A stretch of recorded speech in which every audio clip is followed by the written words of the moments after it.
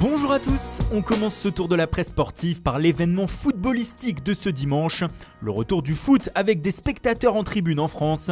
Le Havre recevait en effet le Paris Saint-Germain au stade Océane devant 5000 personnes, une première en Europe depuis le 15 mars.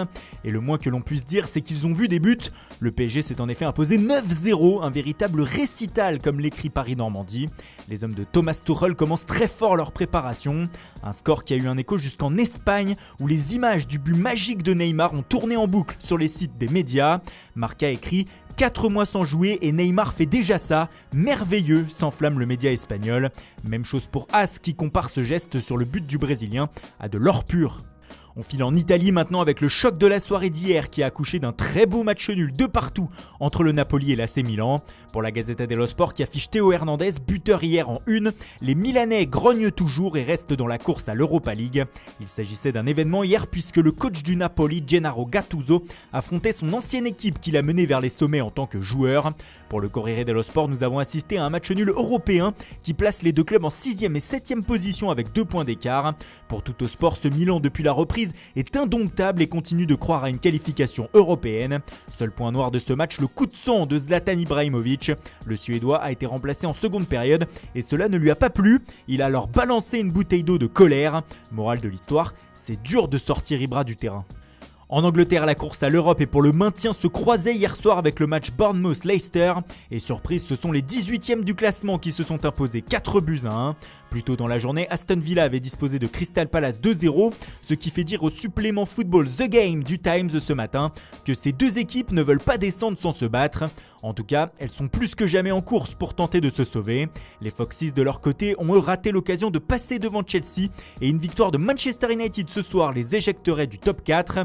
Hier après-midi aussi, c'était jour de derby dans le nord de Londres et celui-ci a tourné à l'avantage de Tottenham, victorieux 2-1 contre Arsenal. Pour le supplément The Verdict du Daily Mail, le plaisir est pour les Spurs emmenés par Son et Alderweireld, les buteurs de cette rencontre. Mais le spectacle dans l'après-match a encore une nouvelle fois été réalisé par José Mourinho. Le technicien portugais s'est présenté devant les micros tout sourire après cette victoire, mais aussi avec quelques messages à faire passer. Comme le rapporte le Daily Mirror, l'ancien coach de Chelsea a expliqué que s'il avait été là depuis le début de saison, Tottenham serait aujourd'hui dans le top 4 ou du moins dans la course pour une qualification en Ligue des Champions. Je pourrais regarder la situation d'un point de vue égoïste et dire que si le championnat avait commencé à mon arrivée, même avec tous les problèmes que nous avons eus, je pense que nous serions désormais 4e ou 5e en championnat, a-t-il lâché. Il n'en fallait pas plus pour que certains tabloïds y voient là une pique au début de saison ratée de Mauricio Pochettino. C'est le cas du Daily Express qui explique que le Portugais a visé indirectement l'Argentin avec cette déclaration. Et comme ça, pendant ce temps, on évite de parler du jeu des Spurs sur le terrain. Mais ce qui fait la une ce lundi en Angleterre, c'est cette révélation choc de la police britannique hier. Alors que plus tôt dans la journée de dimanche, l'attaquant de Crystal Palace, Wilfried Zaha, avait partagé sur les réseaux sociaux des captures d'écran de messages à caractère raciste qu'il recevait sur son compte Instagram et Twitter. La police a fait son travail et a enquêté sur ces messages haineux. Et hier soir, elle a annoncé qu'elle avait arrêté, tenez-vous bien, un enfant de 12 ans, oui 12 ans, soupçonné d'avoir envoyé ces mots ignobles à l'Ivoirien. Toute la presse anglaise en parle ce matin et se retrouve profondément choquée par l'information. On peut le voir ici en une du Daily Telegraph.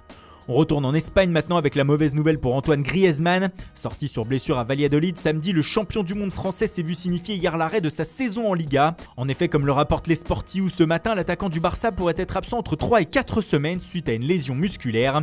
Il manquera donc les 2 derniers matchs de championnat des Catalans cette semaine.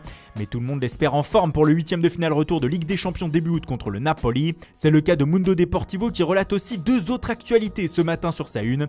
La première concerne l'évolution de Lionel Messi tout au long de sa carrière. Pour le média, il a commencé par être le roi du but avec le Barça et est devenu aujourd'hui le meilleur passeur de la saison du club avec 20 offrandes, de quoi assurer sa longévité. Enfin, dernière actualité autour du Barça, le mercato avec les déclarations de Josep Maria Bartomeu. Le président du FC Barcelone a quasiment annoncé la fin des tentatives pour recruter Neymar. Je ne pense pas que le PSG va mettre ses joueurs sur le marché et Neymar est un joueur du PSG, a-t-il lâché. Fin du feuilleton donc. Voilà, c'est tout pour aujourd'hui. Merci pour votre fidélité, bonne journée à tous et rendez-vous dès demain matin pour une nouvelle revue de presse.